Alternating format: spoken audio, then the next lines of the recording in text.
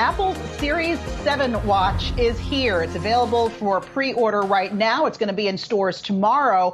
But is the latest generation of the world's most popular smartwatch really worth it? Thankfully, we have our tech editor, Dan Howley, here, who's already tried it out, and he's going to let us know. So, Dan, should I run out and buy this as a Christmas gift? Oof. It depends on if you have an older one or a newer one. I have right here the Series 7. I'm trying to line it up nice and easy there. On the right side, or your left, I don't know how cameras work, this is the Series 7.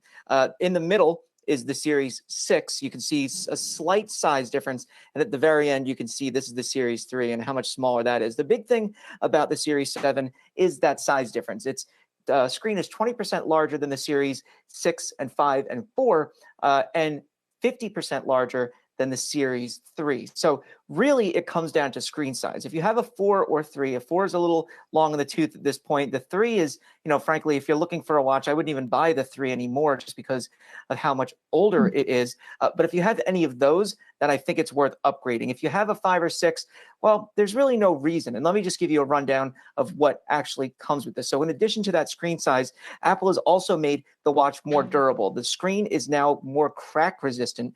So that means that if you drop it, or if you go running, or if you're like me and you just knock your wrist into random railings and doorknobs, then it won't crack as much. Now, I never had a problem with that with my Series 5 or 6, and I bumped into everything because I'm clumsy. So I don't think that's going to be a big issue, but the fact that it is more crack resistant is really important. The other big change is dust resistance. Now, that's something that you may run into if you're at the beach, or you go on a dusty trail, or you just, I don't know, hang out in dusty rooms, I guess. That'll prevent the watch from really breaking if it has any dust kind of forced inside of it. Now, again, I had the Series 6. I dropped that in the beach. It got covered in sand, and I just rinsed it off, and it was good to go. So I don't really think the prior generations were bad. It's just now that there's a peace of mind and actually a guarantee from Apple that it's able to handle that. Beyond those, really the larger screen provides you with some tangible benefits. There's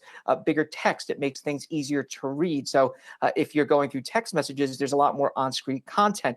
If you have vision problems, you can increase the size of the font 2 extra times now, and it makes it far easier to read than the prior generation watches. And inside, when you have the always on display active, the screen is going to be a little bit brighter than the prior generation. So if you just want to give a quick glance and you don't want to activate the full display, you'll be able to see it much more than before. And there's also faster charging on this version. So I do think overall, if you don't have an Apple Watch, definitely go with this one. And if you're interested in one, if you have a prior generation of the 4 or earlier, go with the 7. I think the older ones are just kind of getting long in the tooth at this point, not going to have the same kind of performance. But if you have the 5 or 6, hold out for another year, maybe 2. Let's see what's coming out in the next generation.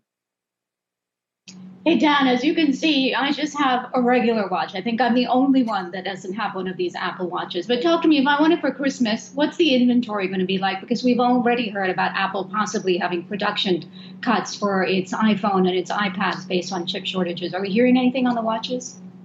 Yeah, it'll be interesting. I mean, this also runs a version of Apple's custom ARM-based chip. So it's going to be the same style that they had in the Series 6. In fact, it's the same speed. It's just got a different name this time around.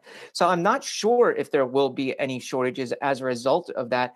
But if there are, we'll certainly hear about it in Apple's upcoming earnings report. They're also, by the way, expecting to announce new MacBooks and Macs, as well as potentially new AirPods on Monday at another event. And how much those are impacted by the chip shortage also remains to be seen, because we haven't heard anything quite yet from any analysts or Apple itself. But perhaps we'll get more color on that during its next earnings call.